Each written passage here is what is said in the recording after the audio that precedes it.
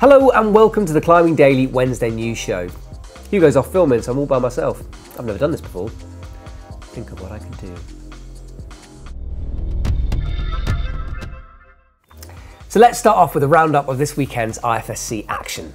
After an 8-year break, the IFSC Bouldering World Cup returns to Moscow. And after a few surprise winners last week, it was going to be interesting to see who was going to step up their game and carry on that momentum. For the men's comp, there was a surprise bronze medal finish after Slovenia's Gregor Vezonik, who appeared in his first ever IFSC final, took third place. What a weekend for him. In second place was fellow Slovenian and last week's winner Giuliano. His win has clearly given him confidence and he climbs superbly. What a season he's having so far. Japan's Tomoe Narasaki is no stranger to winning IFSC comps, and he was back on the top spot this weekend. He climbed all 4 of the boulders and looked in incredible form. I mean, check this out.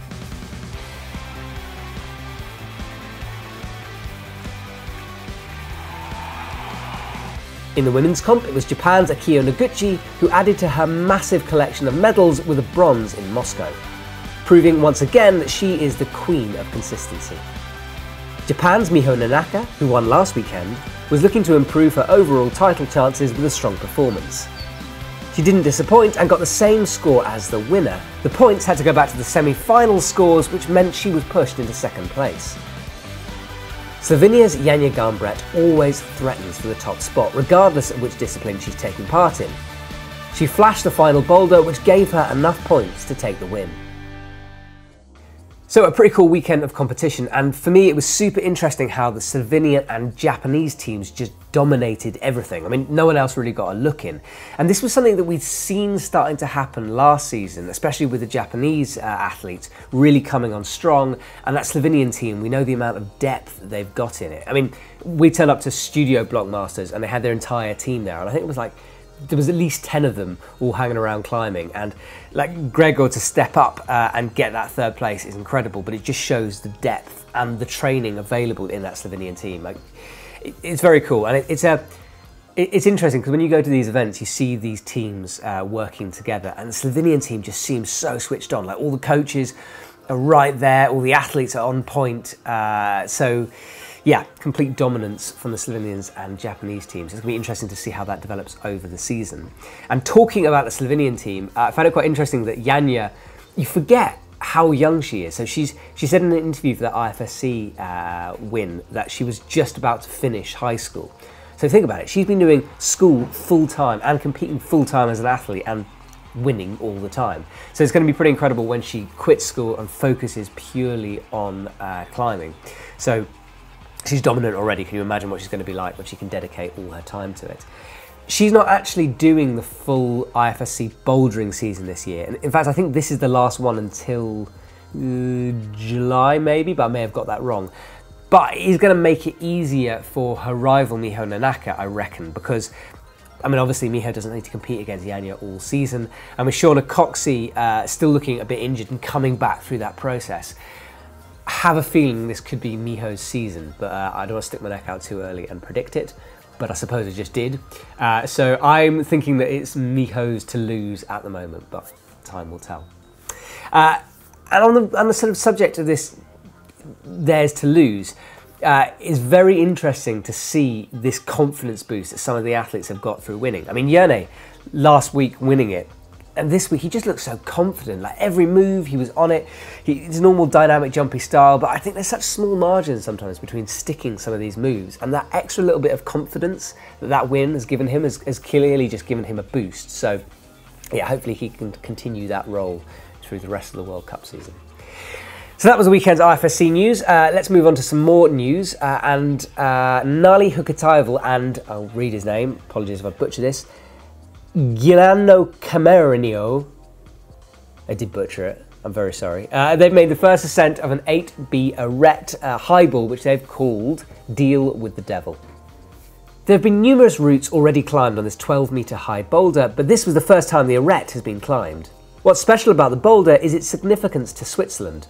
It was considered of such national importance that when the Swiss wanted to build a road nearby, they moved the 2,000-ton boulder 127 metres north and 3.3 metres higher up the pass. at a cost of about 300,000 Swiss francs in 1975. Gnarly, I hope you didn't break any holds on that thing. That is expensive. Next up is some UK news. Steve McClure has just put up a new route in Malham Cove on the upper tier. It goes at 8C and he's called it The Rain is Over. It's pretty cool with Steve. He's been climbing at that crag and developing it for quite a long time. And a few people were commenting on the recent BMC video where he climbed Britain's first, I think, 9B. So I think it's about time we hit the 9B counter.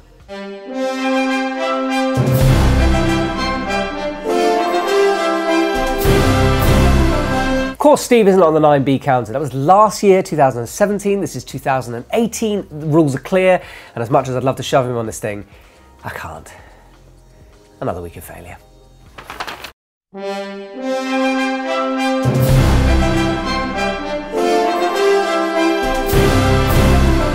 Now, I mentioned at the beginning of the show that we had some interesting Climbing Daily news, and we are a few thousand people off hitting the milestone of 100,000 subscribers on YouTube.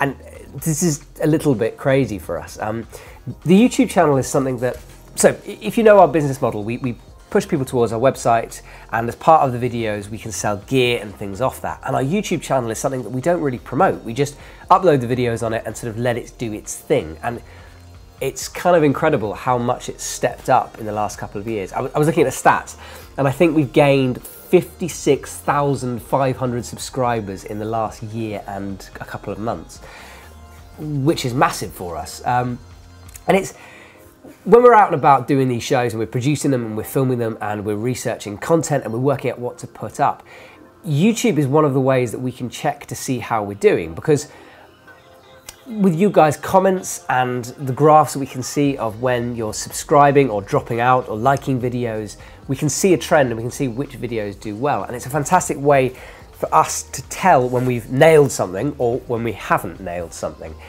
And one thing that I love personally about YouTube, and what I love about my own vlogging YouTube channel, I know Hugo loves it about his, is the sense of community that you can build on this thing. People are always commenting on the videos, and we do try to respond to them. In fact, on my phone, I've got the app, and Laura, who's behind the camera, who's the editor for Climbing Daily, she's got the app on her phone, and we get all the updates of your comments coming through, and it's quite addictive. Because, you know, it's your work. Laura spent all day making the shows, and I've spent a long time researching them and creating them, and then it's great to see your feedback on them. So the climbing community is strong anyway, and it's especially strong on YouTube, and we do appreciate everything that you guys do for us like that. So please keep on commenting, please keep on subscribing, because we're super close to the 100,000. I've got a big bottle of champagne waiting to open. So yeah, it's exciting news for us, everyone here at Climbing Daily. And it's kind of an opportunity to take stock of what we're doing as well. So what I would love to happen is if you guys comment below this video. So for the next 100,000 subscribers, where do you see this show going? Because I've got an idea, but I'd be interested to know your opinions on this. Is there stuff that we cover that you prefer we didn't? Do you want to see us do more comps or work with more athletes? Just let us know the kind of stuff you want to be seeing on this channel, because at the end of the day, it's your channel. You watch it, we make it for you, and we want to get that right. So please let us know as much as possible, because we do read all of your comments. Almost done now, just a few events I just want to pull up. One is the 24-hour Sufferfest that's happening in Italy, and you can, on screen there's a little flyer thing for that now. And there's a link in the description below to quite a cool blog and a little video talking about that event. So if you're interested, check it out, check out the website and sign up for that, because it looks, I mean, it looks horrendous, but I'm sure it's going to be fun. In the next couple of weeks, I'm going to head off next week, in fact, to the Lake District to join up with Hugo, and we're going to film the Arc'teryx Big Weekend with Katie Whitaker. So we're doing a bunch of clinics. We're going to go bouldering on Thursday in the Lake District, and I can't wait for that. So if you're in the area, hit us up, because we'll be around. Just check and see if there's anything else. Oh yeah, and then after that, we're going to the Czech Republic to film with Singing Rock, and I've specifically asked that I can do some trad climbing with those knot things, you know, where they don't use gear, they use knotted up knots. Scary, but it's going to be fun. And finally, shop deals. We've got this amazing crampon ice axe thing where you get 15% off if you put multiple items together. It's on the website. Go to the homepage and check it out, because it's a cracking deal all ready for summer alpinism. That's about it. thank you for the news show. Thank you for watching the news show. Click subscribe if you're watching on YouTube because we want to get to that 100K, and I'll see you soon.